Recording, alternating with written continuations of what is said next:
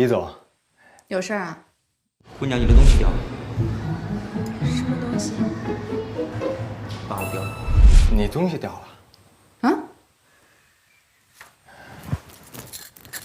什么东西？外卖到，豆浆、油条、大饼子，还有热乎乎的甜豆花喽！豆浆、油条、大饼子，还有热乎乎的豆浆哦。出去。哦。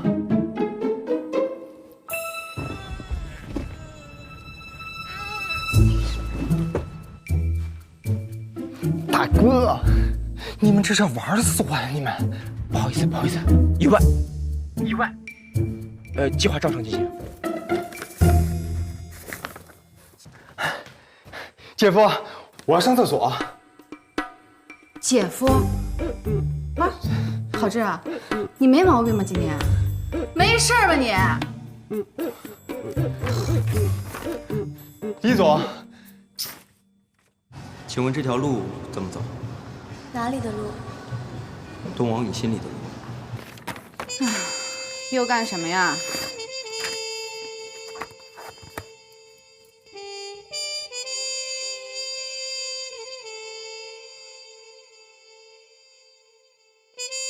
李总，请问这条路怎么走？去哪儿的路啊？去厕所你不知道怎么走了？厕所你都不知道在哪？厕所路你都不知道，厕所你都不知道怎么，厕所你都不知道怎么走了？太惨了！我就说不怪我吧，没有我他照样不成。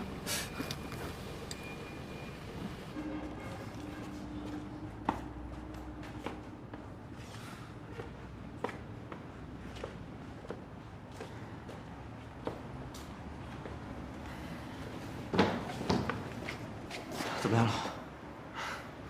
没怎么样。对不起啊，要不是我，没事儿，这事儿谁也不赖。我呀，根本就不是李总的菜。你别气馁啊！我不气馁，可我得看清现实啊。行了，我今天来是给你们送钱来的。哦，不行，这钱我们不能要。你们也不是慈善机构，在上海开这么家店也不容易。拿着。哎，不行，这真的不能要。哎，不行不行，真的不能要。哎，那个，好可怜啊！好像有只狗啊。你怎么说话的？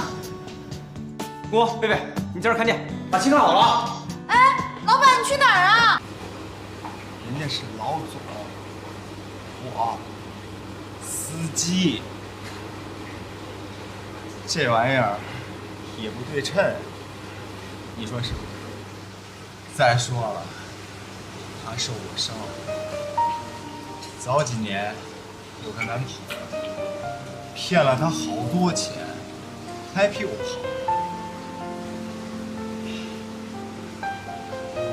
那时候他是真困难，全公司的人都走，就剩下我和他2个人，天天的跑客户、拉单子，天天的陪客户喝酒，一喝到后半夜。当时我就想，我以后要是有钱，我再也不让他喝酒。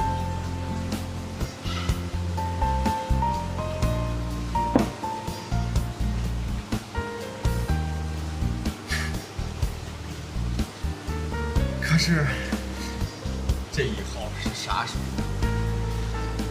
到现在了，我还是个司机，我是真心疼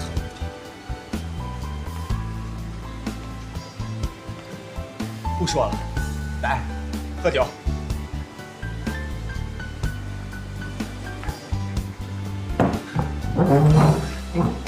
李总，我给你打电话也不接，发短信也不回。